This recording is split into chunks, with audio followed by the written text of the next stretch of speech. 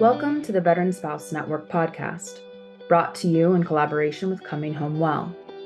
I'm your host, Hannah O'Brien, both a veteran spouse and the program manager for the Veteran Spouse Network. On each episode of our show, I will host different guests to learn more about the stories, unmet needs, and resources available to our military and veteran families. We're the show that's making space for your stories, so that here you know you're never alone. Welcome back to the Veteran Spouse Network podcast. We hear about it all the time: military spouse employment, or rather unemployment or underemployment. It's a problem, and it causes challenges not just for the spouse, but for their entire family. Unemployment rates for military spouses hover around 22%, which is 8 times higher than civilian spouse unemployment rates. And that doesn't even take into account underemployment, which many spouses face. And I bet it's common for spouses to think, okay, as soon as my service member gets out of the military, I can get my career back on track. But it's really not that simple. Transition is hard. There's no use beating around the bush on that one. And veteran spouse employment rates don't fare much better. While a lot of initiatives and programs address military spouse employment, we haven't seen a big change. And when it comes to transitioning from military to veteran family life, spouses are uniquely positioned to finally shout the "it's my turn" battle cry. And that is why I'm so grateful to have Rachelle Chapman as my guest today to talk about her "It's My Turn" veteran military spouse career program. In addition to being the brains behind this program, Rachelle is a longtime military spouse who joined the veteran spouse community a few years back. This mission is personal to her. She's living it. So, Rachelle, I would love to turn it over to you to tell our listeners a little bit more about just yourself, but also your role within the ADECO group and the It's My Turn program. Hi, Hannah. Thank you so much for having me. The first thing I have to say is you might have one of the best podcast voices I've ever heard. Like two words in, I was like, oh, she's a professional. She knows what she's doing. Thank you. Well, again, thank you so much for inviting me to be with you today to address your community and just talk about one of the programs I'm working on that has been really exciting for me this past year. I guess to start just a little bit with who I am, you mentioned it already as far as tying myself to your community. I am a veteran military spouse. Mm-hmm. My husband joined the Navy after leaving the corporate world about 2 months after 9/11. Like so many of us, he was watching those towers fall from home and said, there's something that I feel called to do something about this. And December 1st, 2001, signed his letter and joined the Navy. And our life, of course, has not been the same since. When he joined, I don't think he ever thought he would stay in the Navy for 20 years, but somehow a couple of decades flew by. We kind of always said, Hannah, I think this probably is going to resonate with some of your folks, that we would continue to serve on active duty until it didn't make sense for our family. And it really kind of started to not make sense for our kids the older that they got. And so a few years ago, he retired, and that 21 years flew by. We were lucky enough that the Navy sent us to some pretty cool places. And so I really sort of embraced the military lifestyle as an adventure. I found, for me anyway, that was kind of how I stayed positive through the experience. I was very intentional as a military spouse about connecting to other military spouses and connecting to my community and really helping my kids kind of do the same thing. And our kids now are 13 and a half and 15. So we are in full on teenage years. Anybody that's listening that has young girls, buckle up for middle school. But so far, high school gets a lot better. So just got to get through it. Yeah, you just got to kind of grin and bear it a little bit, and I promise you'll get through it. But she's thriving in high school now, which is amazing. We spend a lot of our time on the weekends traveling for club volleyball. So we're definitely a volleyball family, and also theater family. So we're kind of in that phase of life. I also find myself, Hannah, very much I'm kind of in this space of like, oh my gosh, I only have 4 birthdays left, Yeah. with her in the house. Quick pivot on that. This past year, her birthday is in October. My boss had asked me, hey, Rachelle, can you come speak at this conference for me? And immediately I said yes, because I usually come from a place of yes. Yeah. And then realized that it was going to be on my daughter's birthday. And, and luckily she's a big fan of the 10-10-10 rule, which is a way of saying when you're making a decision, kind of going through the rubric of how is this going to impact me in, 10 days? How is this going to impact me in 10 months and in 10 years? Mhm. Um, it might be 10 minutes, 10 Yeah. months, Honestly. but it's a, and luckily she sets an example for that. Anyway, so I did that. And I said, I can't fly to Orlando and get back. I'll miss both breakfast and dinner. And I really want to be home on her birthday. And luckily she understood. So Love anyway, it. sorry, that's a little bit of a tangent, but I am full on really trying to appreciate these teenage years because everybody tells me they go really fast. I can only Um, imagine. so, yeah. And that so far that has been very true. Professionally, I work as the senior director in the Adecco Group U.S. Foundation. We are the corporate foundation for the Adecco Group. Some of your listeners might be more familiar with that brand or that company, that name, the Adecco Group. We have been consistently recognized over the last 15 years or so as being a top 10 military spouse and top military friendly company, which makes me so proud. And I can tell you that we walk the talk Mhm. when it comes to being military friendly. I am sort of the shining example of that, in that I have worked for this wonderful company for 20 years, Wow. which, makes me a bit of a unicorn in Yes. our community because not a lot of us can say that. Within the 20 years I've been here, I've moved 8 times with the military, twice overseas. And, I kept thinking every time at every turn, I'm like, this is it. They're going to let me go. We're going to Belgium. What? No. Yeah. And to my surprise, we figured it out. And so I know the value of working for a company that has legs and has a big heart and mind around this movement. And I am extremely fortunate to be the leader of that movement. So I lead all of our military programming across the Adecco group, so across our 3 brands, Adecco, LHH, and ACOTUS. And that includes everything that we do as a company, not only to employ military talent, but also educate military talent. And that includes all of our upskilling and reskilling programs, including It's My Turn, which we're going to talk about. And then also everything we do to engage the military community from a philanthropic standpoint or through volunteerism. And so it is, I'm going to tell you, I have the privilege of working from home. And when I come down my stairs every day to sit at my desk, I I have such joy and such appreciation and gratitude and love and passion for what I do. I get to create programs every day that give right back to the military community, and I don't take it for granted. And I love it. And of course, one of the latest programs that I was able to create, a career development program for the veteran military spouse community, It's My Turn. That's kind of what I'm excited about and working on right now.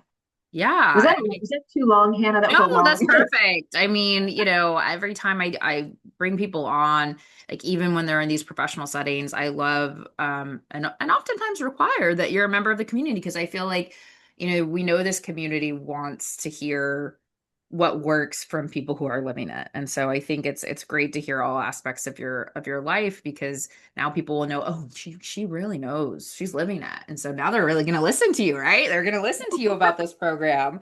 Excellent. So let's hear about it because I loved when we met and I got to hear kind of how your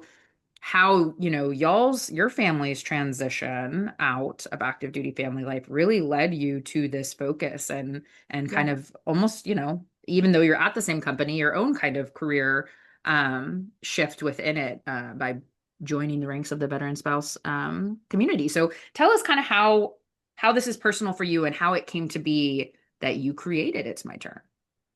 Yeah, thank you. Thank you for asking that. This is probably going to be another long answer, Hannah. But to really understand the inspiration behind It's My Turn, you kind of got to go back to the beginning of my career. I mentioned I have been working here for 20 years. Um, in February of 2020, excuse me, February of 2005, not 2025, 2005. Um, my husband and I had just PCSed to DC. And when we moved there, I decided, if we're going to get stationed in DC, then I'm going to kind of pursue this dream job I had at the time of working on Capitol Hill. Um, don't judge me, Hannah. It was very different back No, then. no, I don't know if you know this, but I went to school in DC. I was on that path myself for a time, so no judgment. Okay. Some of your listeners might be Yeah, judging me for that. It was 20 years different ago. times, different times. Yeah. I had done an internship in college with a senator, and I thought, if I ever go to DC, I'm going to want to kind of leverage that experience. And so, when we moved, I had been to graduate school, I had been in pharmaceutical sales, I had lived overseas and taught English. I mean, I was young, but I thought I really had it going on. And I was surprised how hard it was for me to find, a low paying staff job. And so it was actually my husband's suggestion. He said, hey, when I was in college, I worked for a staffing company, as a kind of temporarily in the summer. Why don't you go look for an opportunity there while you're figuring it out? And so legitimately pulled out the phone book. Yes, the yellow pages. Yeah. And the first company I came to alphabetically was Yeah. Adecco. A. And so I called them up, got an interview, and long story short is they hired me the same day to be an in-house recruiter. And, I didn't know really what that was. I honestly had no idea what I was getting myself into, and never in a million years thought, oh, I'm going to be with this company, for, for 20 years. But luckily for me, about 5 months into taking that temp job, our CEO at that time, who was a retired one-star general, hired his old Army buddy to stand up a government affairs division inside our company. And that man needed an EA, and I absolutely was not interested. Like, I was very adamant. I wanted to do government relations. I didn't want to be submitting expense reports and travel budgets. And when we first met, I really kind of, I was full of myself, and I told him as much. Mhm. And I said to him, hey, I'm only interested if this is an opportunity really for me to learn from you. And he assured me that it would be. He wanted to expand and do a lot of things with the department or with the program. And so I said yes. And that was really my first lesson at the company, that about asking for what you want, or the importance of asking for Yeah. what you want. And I think he appreciated the little moxie that I had. I Yeah. came That goes a in, long way. yeah, and said, listen, I know what I'm capable of. I know I can learn. And if this is an opportunity to do that, great. And if not, let me know now. And so I think he appreciated my directness too. And so, I took this unlikely detour into an executive assistant role, but I used every single second to my advantage. I mean, I went on every Hill meeting he would let me go on. I volunteered for every project. I attended internal meetings way above my pay grade, and I really turned what I thought at the time was a step back in my career into a little career rocket ship. Yeah. Um, Now, sadly, a couple years later, when the recession hit, I'll never forget this, Hannah. We were sitting in our offices in DC, and our chief of human resources had come to visit. And I was, of course, none the wiser about why she was there. But after she met with my boss, she came over to my office. She sat across from me and she said, Rachelle, I'm so sorry to tell you this, but we had to let Larry go. And the one thing that he asked was that we take care of you. So what do you want to do? And I leaned across the table I looked her dead in the face, Hannah, and I said, I want his job. Hmm. And I was serious as a heart attack. And I didn't want the pay. I didn't want the fancy title. I really didn't care about any of that. I knew we had started to build something. I was really excited about the work and I wanted to continue it. So our CEO flew me to New York. I interviewed with every C-suite executive, one-on-one. And by the end of the day, which was very intimidated. By the way, like, you Yes. know, and by the end of the day, they offered me the opportunity. And the reason they gave me the chance, I'm convinced, is because my boss took care of me. And I mentioned earlier he was retired at '06. I think that's one of the things that really great military leaders do is they take care of their people. And this was certainly an example of somebody saying, "Hey, I'm getting fired, but I'm going to make sure that this company looks out for you." And if he hadn't done that, Hannah, I would not be here today. Yeah. So Right. um, Yeah. also, that was kind of the second time in my career I had mentioned this lesson that came up for me early on, which was, ask for what you want. That was kind of a second time in my career that I was brave enough to say, I want to do his job. And I know full well you're not going to, pay me the same or give me the same rank. And that's understandable, but just give me a chance to continue to do this work and let me see what impact I can make. So I just want your listeners to hear that. Like, Mhm.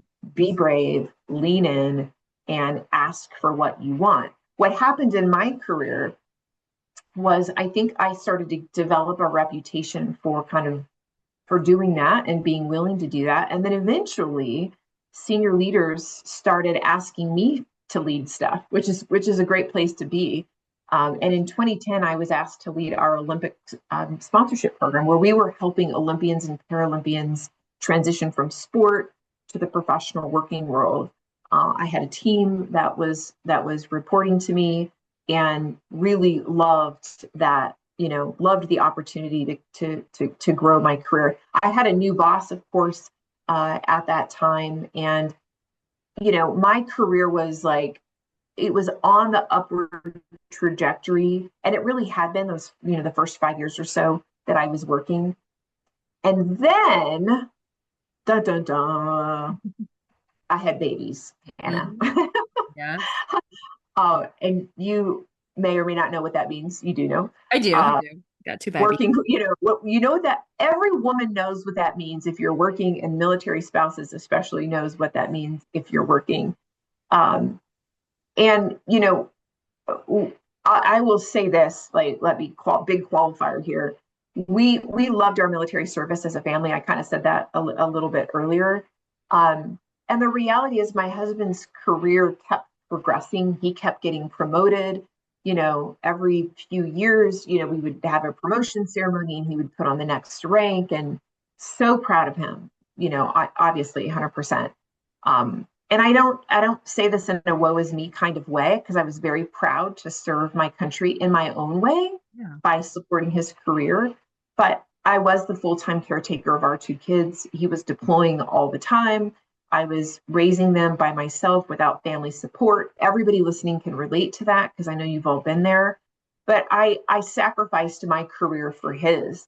And that really is the enduring story, I think, of the military spouse. And you set that up beautifully before.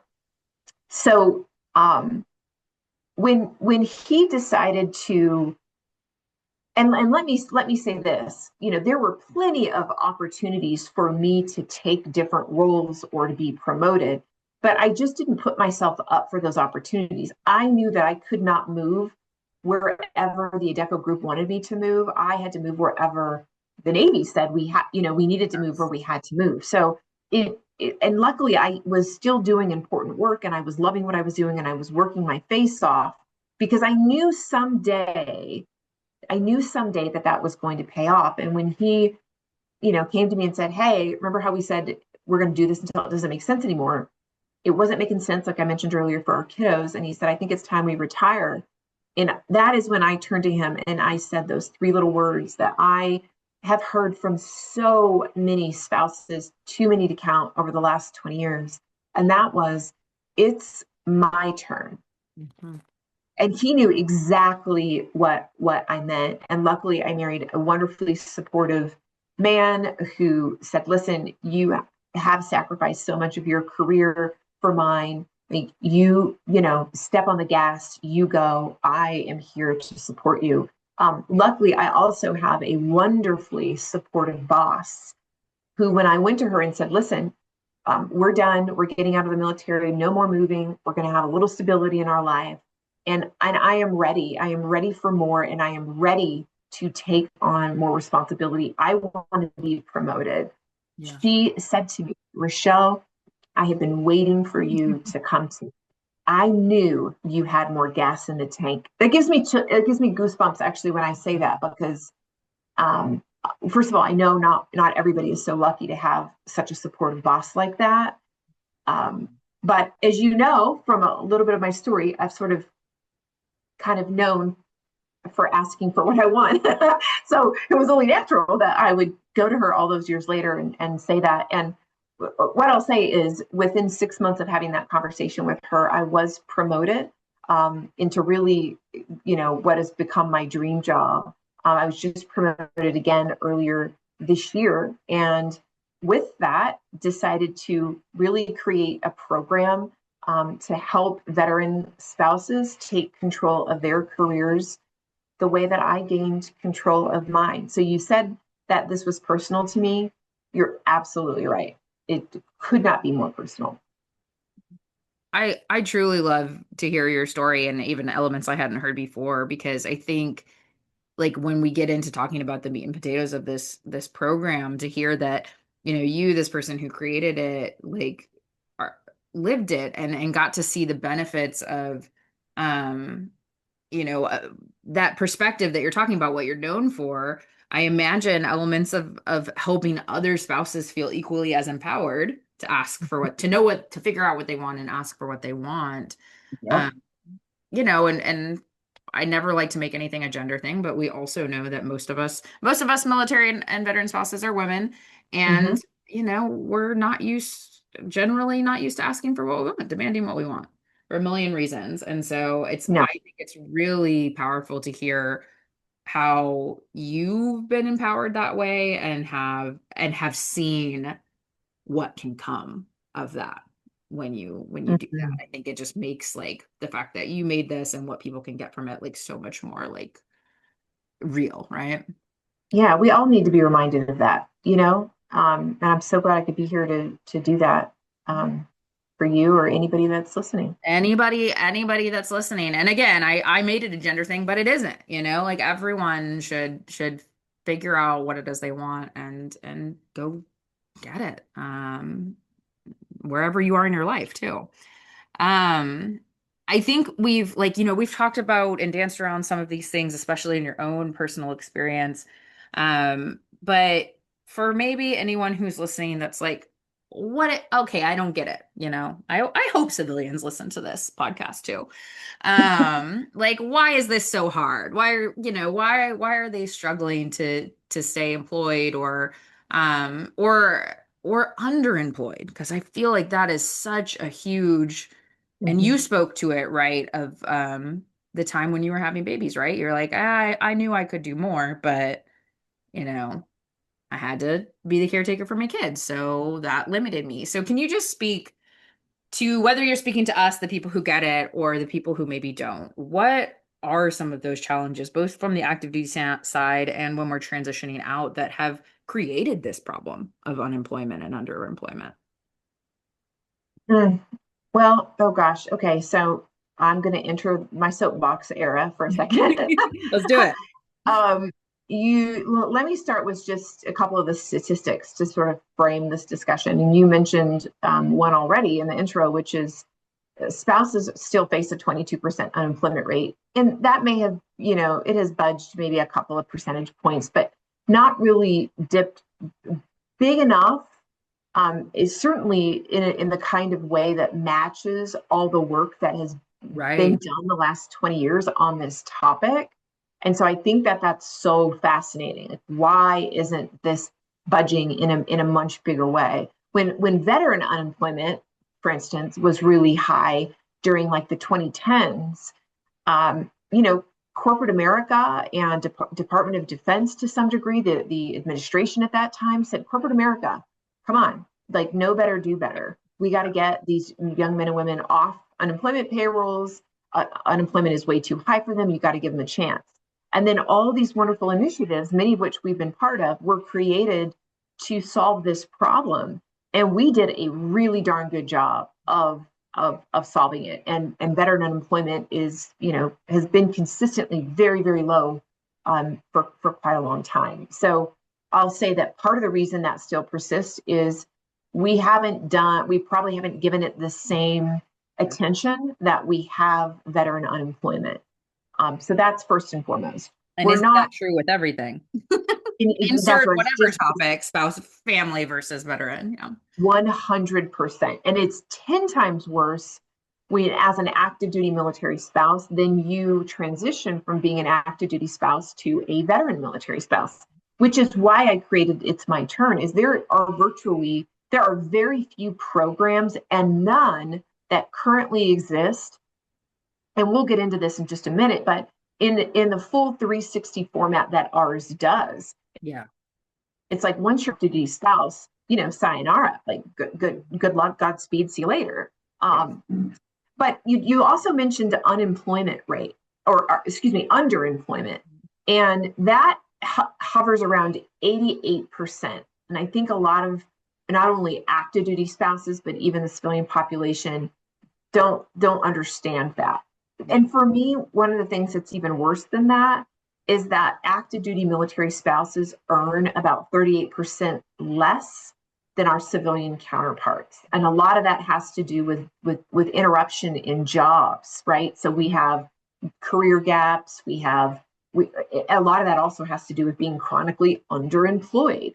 So most military families need two incomes to survive. Not all, some figure it out without having to do that, but most have to work.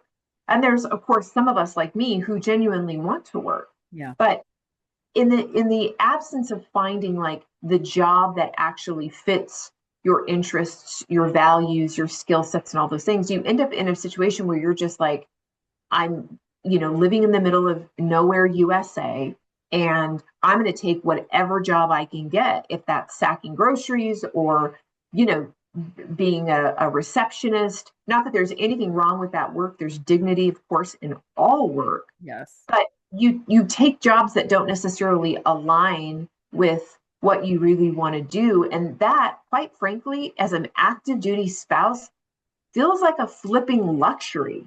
Yeah. And so you take what you can get, and that's sort of like, I think you start to devalue yourself because you are taking what you can get because you have to work. And then that cycle just repeats itself every single time in PCS. And then you look back and you have this 20-year career of odd jobs that got you an income, but didn't necessarily culminate into 20 years of experience that you now can look back on and go, okay, now I have a pretty good plan for what I want to do now that I'm not constrained by military. Again, that's what we're trying to do with It's My Turn. Yeah. Excuse me, with It's My Turn.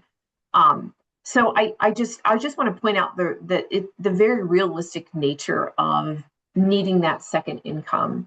And when you throw childcare into the mix, Mm-hmm. and the difficulty in not only finding childcare, but finding affordable childcare, finding quality childcare, I mean, it just makes it so hard for the spouse to work, Yeah. Despite the number that actually want to work. So I think there are a lot of factors.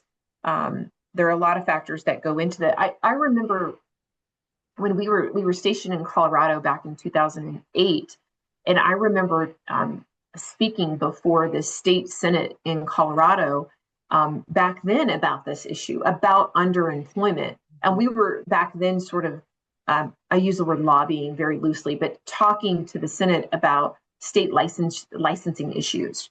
And we've come a long way, even with state licensing and state licensing reciprocity, still work to be done there. It's just like, it's just been so slow, Hannah. We take a couple of steps forward, which is amazing. And then maybe a couple of steps back. So anyway, I don't want to sound like a negative Nancy, but I think that those are very real factors, and all of those things impact us when we become veteran military spouses. We've got less money in our bank accounts for retirement. It just all those factors impact us, and so when at that point in your life, whether you served 4 years or you served 30 years on active duty, when you get out, and it's not for everybody, but for the military spouses that say, you know what, I am finally ready to really do work that connects with who I am. And I don't know what that is. Right. We are kind of that soft place for the veteran military spouse to land, to say, okay, come on home. We're gonna we're gonna work with you and walk you through kind of how to do that work to figure out, kind of where places that you can kind of go next. So if you are hearing this and you are feeling like, I have not served my career in the best way and I want to work, I want to be out there, then this might be a program for you. Yeah, so I mean, like, let's go there. Like, tell us more about it, and specifically, I mean, tell us everything you want us to know about it. But what I really just like loved that I, to your point, kind of have it seen elsewhere, right? It seems like it's really filling an important gap and speaking to what you just shared, which is like, think about those active duty spouses who maybe for 4 years, maybe for 10, 20, 30, were kind of caught in this cycle of like unemployment, underemployment, and how that makes them feel and how Mm, that translates to their worth. mm, Um, I feel like what I have seen and heard about your program is it's not just, oh, let's get you in front of the right people and get you the right, resume skills and the right interview skills. And it's about more about employment and self-discovery. So I want to hear all about it, but I really want to hear about that because I think that's what makes it so unique and powerful. yeah, you're absolutely right. In fact, I will tell veteran spouses when they come to our info session, or when they email me or want to talk to me about this program. If you are looking for a job and that's it, like, we're a company full of recruiters. I'm Mhm. happy to connect you to a recruiter, but this program isn't for you. If you know where you're going, what you want, and all that, amazing. Like, love it. Hope you've done the self discovery work. But this is really for somebody that really wants to, as I say, kind of get to know thyself. Let me back up and say one more thing, actually, kind of going back to your previous question around unemployment and underemployment, and also as a setup to why I think our program is so important. In addition to help really unearthing your own worth, one of the things that military spouses, and I love us for this so much, is we are some of the most resourceful people I've ever met. And Mhm. how that manifests, I mean, it manifests as a form of survival, I think, Yes. as an active duty spouse. But in terms of like education, we are very, very good at taking advantage of free education and certifications and upskilling and reskilling. You tell a military spouse that I'm going to give you this, college or program for free. Like, we are all over it, right? I love it. And we don't always sit back and say, how does this really fit into my plan? How does this really fit into the person that Hannah is? And does this make sense? I kind of actually am known for talking spouses specifically, sometimes veterans too, um, more out of our programs than I am into them, because we don't often take the time to do this gut check, and this self check with ourselves. Like, why am I really doing this? What is motivating me to spend the time? Is it just to grab the free certification, or is this going to lead to something meaningful? Do you know what I mean? Like, does that resonate with you, Hannah? It does. Randomly, it makes me think about SMART goal setting, but which is like my favorite one. I can't even like, is this relevant? Like Yes, you shouldn't exactly. do something because someone else thinks you should do it or because it seems like it's the right thing. Like, if you're going to make this investment, it should be for you and you should know where it's taking you. I'll give you a quick example. We for several years, I led a upskilling and reskilling program specifically for military spouse, active duty military spouses to get their CompTIA A+ certification. And a lot of military spouses during COVID were coming to me and saying, "Hey, I really want to break into IT, but I don't have experience. I know that's a growth opportunity. Like, how would I start?" And so I said, "Well, this is kind of, working on in a help desk kind of role, which back then a lot of those roles were remote, less so now. That really seemed like a good foundational, step. So I created this program, partnered with another company, gave them the education, the platform, got them certified. And I remember being in an interview when I was vetting applicants, and this one military spouse, I said, "Well, tell me, why you are interested in this program. What are you hoping to do, once you obtain your CompTIA A+ certification?" And she's like, and then just went on like this 3-minute tangent about how excited she is about HR. And I was like scratching my head, and I said, "Darling, your face just lit up telling me about employee relations. Honey, you don't need your CompTIA A certificate. Like, what? Don't waste the next 12 weeks getting this certification just because it's available to you. Like, you don't need to do this." And I kind of gave her some advice and some things that she should be doing. And she is doing exactly that work right now. And sometimes and I am that person. So if anybody listening to this, if you need that person in your life that's like, "No, don't do that. Do this." I am your cheerleader. Okay, let me get back to the program. So kind of I'm going to kind of give you a quick overview, if you will, Hannah, and then if you'll let me kind of break down some of the components of it, you might have some follow-up questions about the components. But Perfect. if you take It's My Turn as a whole, it really is a career transition program. And what we are hoping to do at the end of the day is really empower the veteran military spouse who is either unemployed or underemployed, like we talked about, or maybe you're working, but you really want to pivot into a new career, and you've been doing something that you're not really excited about anymore, and you're just not sure what that pivot looks like. So we really want to help you unlock a profession that more closely aligns with your values. And we want to make sure that you're, pursuing that. I always like to say, from a place of purposeful ambition. So kind of going back to my, story about the woman that wanted to be in employee relations, and, why are you doing what you're doing, essentially? So one great thing about the program is that it's free. We just said spouses love free stuff. This is a program that we give away to the veteran spouse population for free. It is a 12-week program. So my ask is that if you, after listening to today's podcast, you're interested in this program, make sure that you have 12 weeks, that you are coming with a lot of a lot of willingness to be vulnerable, to ask questions about yourself, to really dig into yourself every week for 12 weeks. Yeah. Each of our sessions last about an hour to an hour and 15 minutes or so. We do meet virtually, so you'll meet spouses all over the country. The sessions are facilitated by a certified coach from LHH. That's one of the companies underneath the Deco Group family. And we talk about a lot of really great stuff. And it was very important to me that we do this in a group setting. I have seen doing upskilling and reskilling programs over the last many years that our learning outcomes, they increase in community. I kind of like to call it people magic.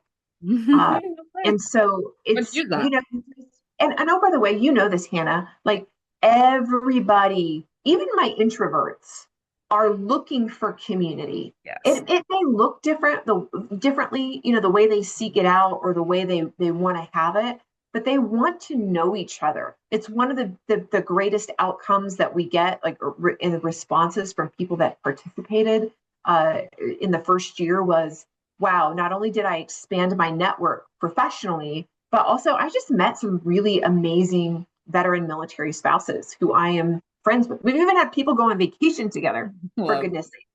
So I'm really, really, really, I'm really proud of that. So we really do focus on that. Another benefit of the program is that, and this is something else that our participants really love, is that in addition to the facilitated weekly workshops, they also get 2 one-on-one sessions with a career coach.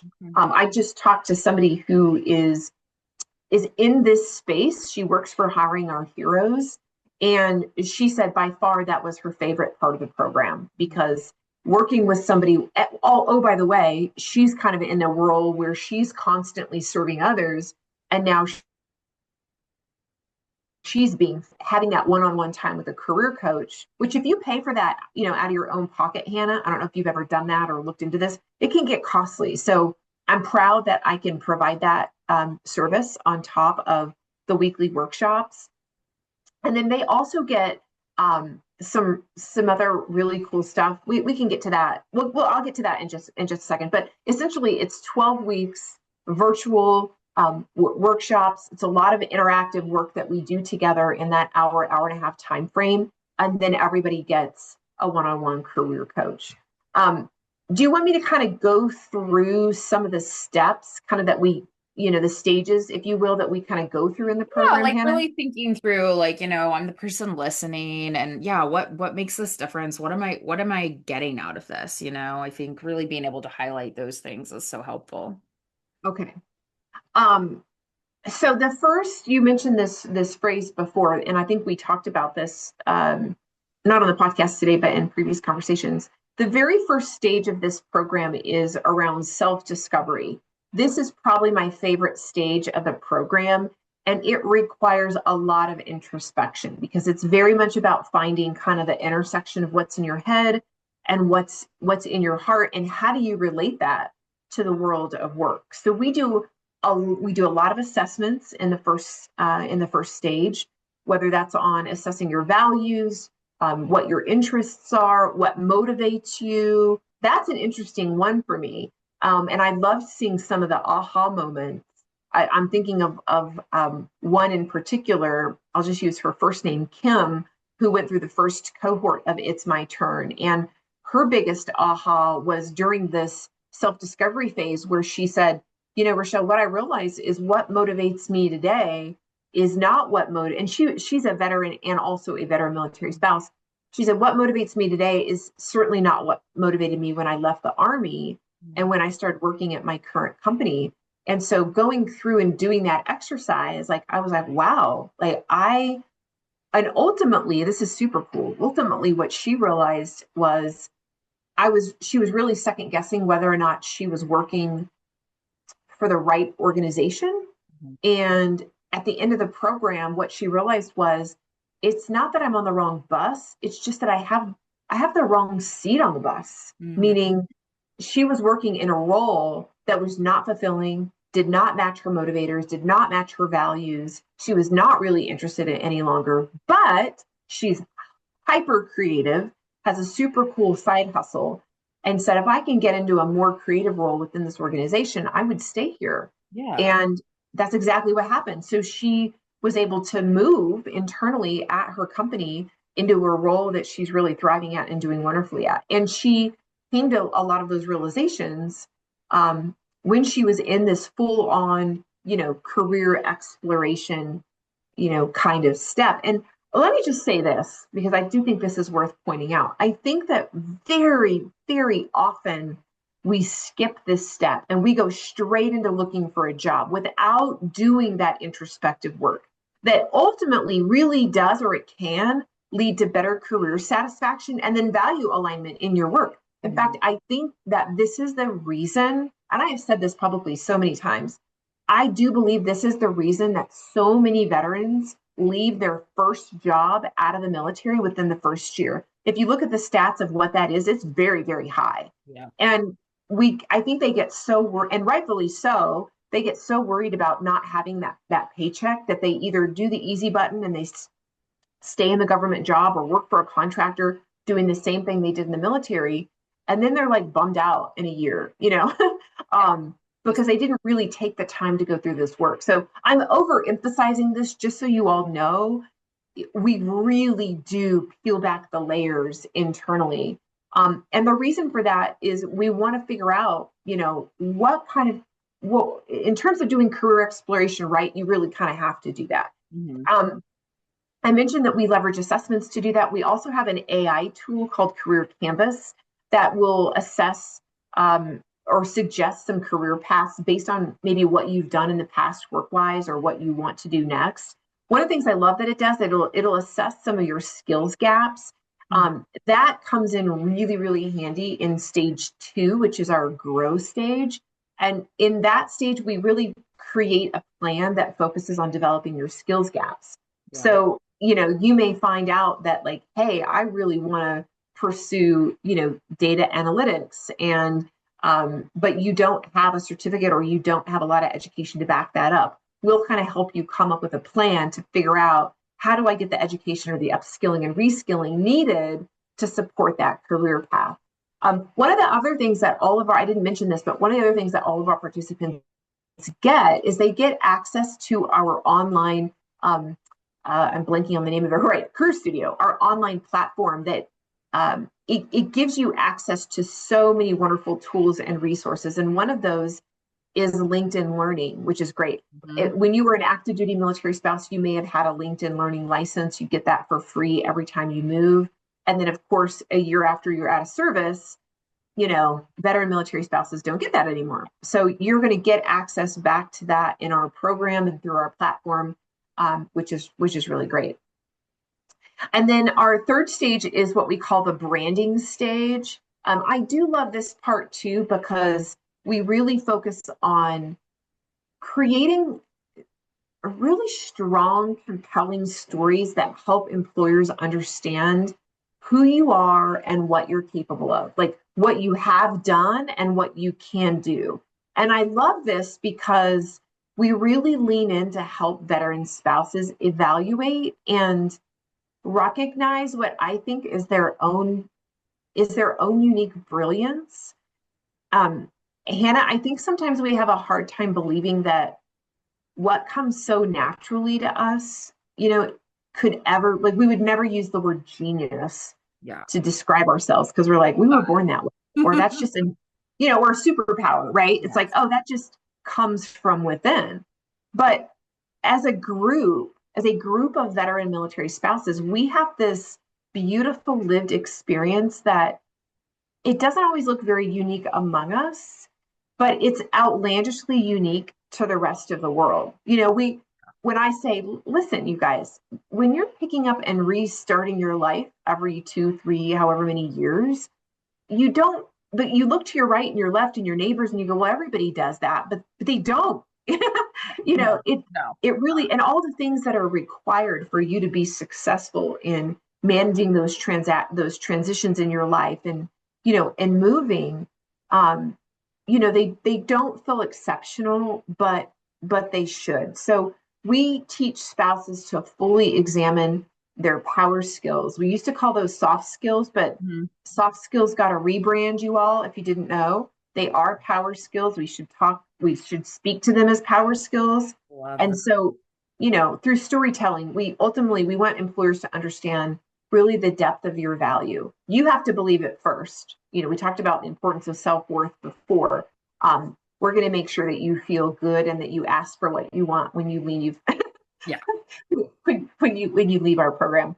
Um, and then in the next stage, that's really the prep stage. You mentioned this before. This is the stage that a lot of other programs have. That's the build your resume, make sure you have a strong LinkedIn, like kind of all those little ankle biter tasks Yes. that you need to be good at Not to when yeah. when you're looking for a job. Like, they are necessary. And I think this, Hannah, one of the things that's good about that stage is I have a lot of people that will say, I knew some of this stuff, but one, I needed to update it, I needed to modernize, or I learned things that I didn't know before. So I think we are providing value there. Even if you think you got it, it's worth it, I think, to revisit. That's something that really should be fluid anyway, and you should be honing those skills and updating all the time. And then the Right. very last phase is the land phase. And that's where I say we really like to land the plane. And Mhm. we teach everybody how to utilize their network, And we help all of our participants connect to employers. So whether that's recruiters that we're connecting them to in our business, or sharing my personal network or each other's personal network, ultimately the goal is that they figure out what they want to do next professionally, and then we help them. We help them get there. I love it. And I'm actually, I love phase three about the brand because, I'm thinking about a lot of what we're talking about from the perspective of someone who hires. We're hiring right now. And phase four, like you're saying, like, yeah, it's the stuff we all do. But to me, it's so different once you've gone through to do that stuff once you've gone through the first three phases. That's going to be a Yes. different resume. That's going to be a different cover letter. That's going to, like, because of what you know about yourself and how you want to portray yourself. And so I think, because everyone listening who's never hired anybody before, like, I'm lucky if I get a cover letter, right? I might just get a resume. And I'm someone who knows all this stuff that you're talking about and is looking for those military spouses because I want to hire them the most. Um, but sometimes I don't know, and I don't get someone selling themselves, right? All I get is, um, a resume with a bunch of gaps in it and me wondering if they're a military spouse, but also like I wanted you to sell yourself to me. I wanted to hear all that stuff, the power skills. And so I really love hearing about the trajectory because it even the stuff that has to happen, it's so important because that's what the employer is seeing who's not going to know anything else about you. Yep. That's exactly right. That's exactly right. So you gotta know a lot about you and say what you want to say about yourself so that they invite you for that interview. Yeah, I know I kind of said this already. It is emotional, and it is very moving for me when I can see a spouse. Um, when I see a spouse, I use this phrase often, kind of move from anxious to anchored Mm, in who they are. And that might sound a little hippy dippy to some no, people not to me. listening, but it's really important, and just I think just for a little bit of contentment in life as a human being, forget the spouse part, but just really kind of settling into, and it's a lifelong thing that we do. And by the way, I didn't say this before, but some people listening might go 12 weeks. Goodness gracious, that sounds like a long time. A lot of the things we're talking about here are things that you should be looking at within yourself your whole life. Yes. There has to be a beginning and an end to the program, but the introspective part piece of who you are and how you're shifting and changing and moving as a person, this is work that you should be doing forever and ever, especially as you grow professionally throughout your career. I mean, we saw it in the example I gave earlier about the participant who said, hey, what motivates me today didn't motivate me 5, 6, 7, 10 years ago. And Yeah, we change. duh, like I need to take that into consideration when I'm thinking about what I want to commit my time to. Mhm. Mhm. And I know, like, naturally throughout talking about this, you've kind of shared some of like that story of that spouse and different impact. But I think that's really meaningful. Are there other things and experiences that stand out that you've heard or seen from participants in these first couple of cohorts? Yeah. So, I mean, one thing I'm super proud to report is, for anybody that is familiar with an NPS score, it's called the Net Promoter Score. And we do like a pre program survey or coaching survey and a post program survey. And in the post survey, we ask participants, would you recommend this program to another veteran military spouse? We have 100% NPS score, which is kind of unheard of. And so, not to sound too braggadocious about that, but I am really proud that the content, the purpose is very much resonating with the participants. That also tells me we've done a pretty good job of vetting the right candidates for this program. So I would brag on that a little bit. Mhm. Um, Also, just in our first cohort, we just wrapped our second cohort. And so I don't have data on them just yet. But in our first cohort alone, we welcomed 25 spouses into the program. 21 of the 25 already are working. which is incredible. And a couple of them have pulled themselves out of the workforce due to different reasons. Mhm. So whether we help them get the job or they got the job themselves, that is a really great number and a really great statistic. So I'm super proud of that too. I think another thing is, and I think we mentioned this a little bit, we do spend a lot of time cultivating the community piece of this program. And that is some of the biggest feedback that we've received is we love the community aspect of it here so much so. I got that feedback so much that how hungry people are for it Yeah. that I'm really excited to I think I can announce it to you today. I will be launching an alumni program for our It's My Turn cohorts, Nice. and creating more opportunity for our participants to connect with other groups that have gone through the program from a personal standpoint, but certainly from a professional standpoint too. And I've got a lot of really cool things coming up around what that alumni program is going to look like. So really wanting, figuring out ways to even better dig into the community. One of the things that we offer in the program, we don't require this, although I'm going to change it a little bit for cohort 3. So this actually will be a requirement. We put together accountability groups. I started out doing partners and then we moved accountability groups in the second cohort. Our forcing function kind of, Hannah, to like Yeah. make sure you're keeping each other accountable, yourself accountable, you know, asking questions and continuing to do the learning outside of our weekly sessions. Mhm. And that was very, very, very, very, very well received, which I love. One thing also I didn't mention, it's just a small thing, but there is a digital workbook that we give everybody that's kind of where you record a lot of your reflections and where you do your homework. And so that's just another little value add that participants get in the program. And you have that obviously forever, but that's also used in the accountability groups. We're going to actually in cohort 3 require everybody to do a little presentation at the very end of the program to talk about lessons learned and things like that within the accountability group. So not only are we really forcing you to get to know yourself, but you're going to know other people in Mhm. this group.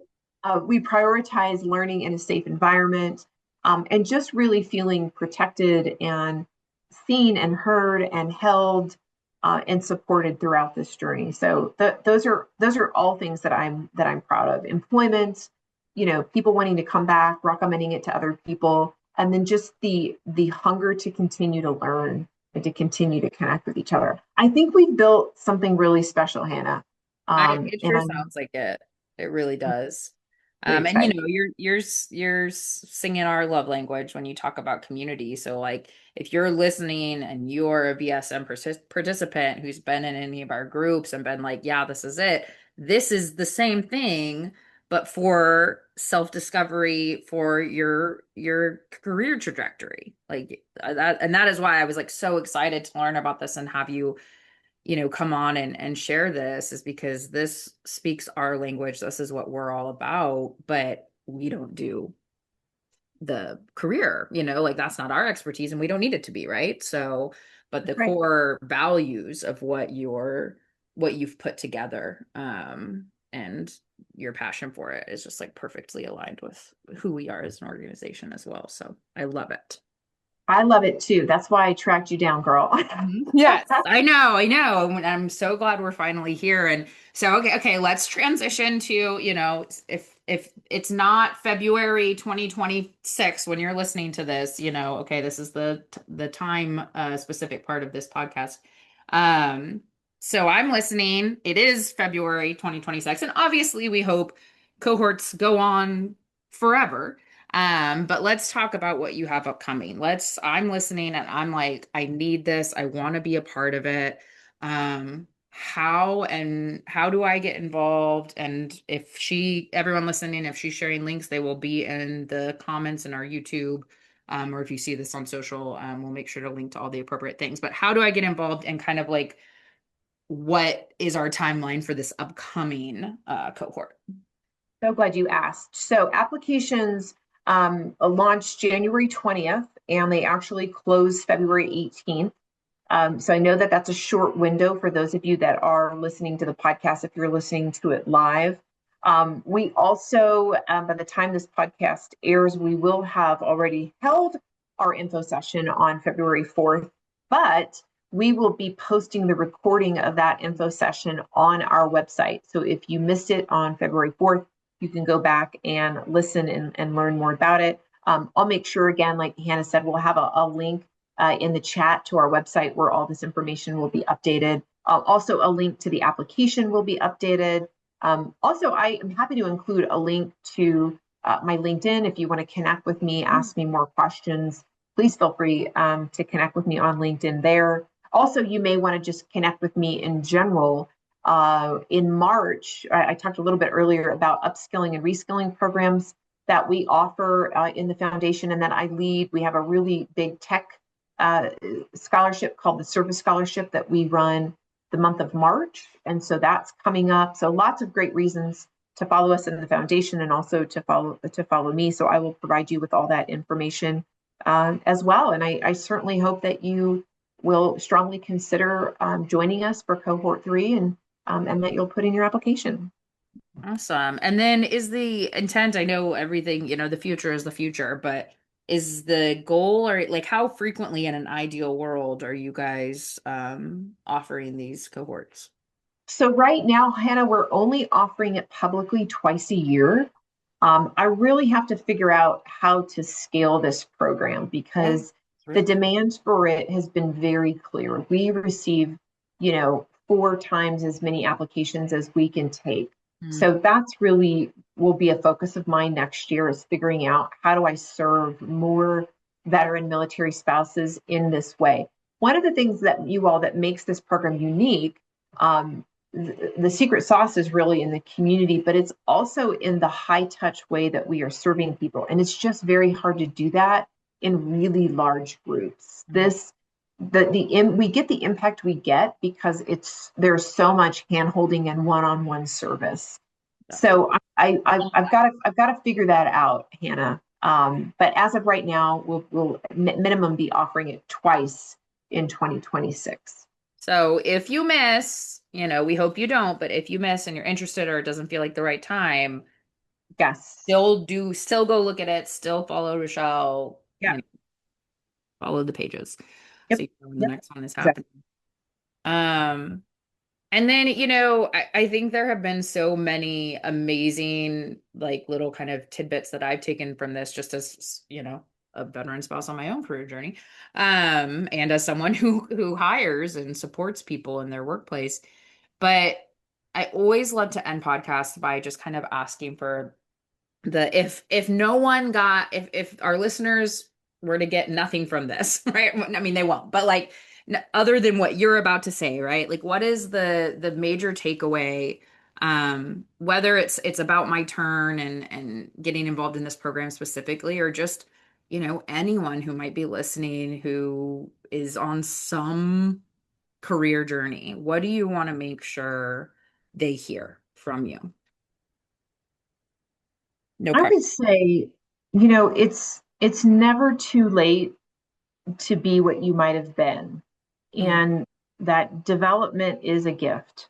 And so I want to encourage you to give yourself the gift of time by really getting to know yourself. mhm. We talked about some of the outcomes that we focus on in the program, and one that I didn't mention is increasing feelings of self confidence. Yes. And I often say that confidence, it really requires 3 things. It requires permission to exist, community, because it's the safest place to practice it, Mhm. and curiosity. Mm. And we are looking for bravery, you all. We are not looking for perfection in our program. So take a chance on yourself and join us this year. Grow your confidence, know who you are, and it's never too late to be what you might have been. I love that. It isn't. And you don't want to spend your whole adult working life in something that doesn't fulfill you. So take the leap and figure out, what really does. Because especially with our community, we're a service-minded community. And so it can get really easy to get caught up in something that you're doing for a paycheck or because of all these factors that we've considered. And, you deserve more than that. Well said, my friend. You as well. Well, Rochelle, I am so glad this was overdue. I'm glad we could get it in time for, hopefully to get some straggler applications in for you, but we will make sure that, yeah, like I said, if you're listening to this well after the fact, they're still out there. So, check them out. And then also just I appreciate just the reminders, even if this isn't the program, right? Or if this isn't the right time for somebody. There's a lot of uh gems in what you shared, and I appreciate you for sharing how your own journey has, really led to this amazing program that so many others get to take advantage of. So I appreciate you coming and telling us all about yourself and all about the great work that you're doing. And it's led me to you and to the Yeah. Veteran Spouse Network. And I couldn't be more excited, Hannah, to now get to know you and to work with you. And such a joy to be with you today. Thank you again so much for the invitation to be here. I appreciate it very personally and professionally. I appreciate it very much. And I hope that I will get to see you hopefully very soon. Yes, yes, yes, yes. This is just the beginning.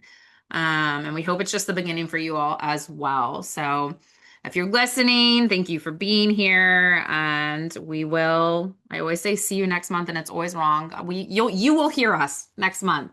Thanks for listening. Thanks again for joining us on the Veteran Spouse Network podcast, brought to you in collaboration with Coming Home Well. We thank you for listening today and hope today's session left you feeling a little more connected or gave you some insight into the experiences of our military and veteran families. Don't forget to check us out at veteranspousenetwork.org to learn more about how our military and veteran families can receive the support they deserve.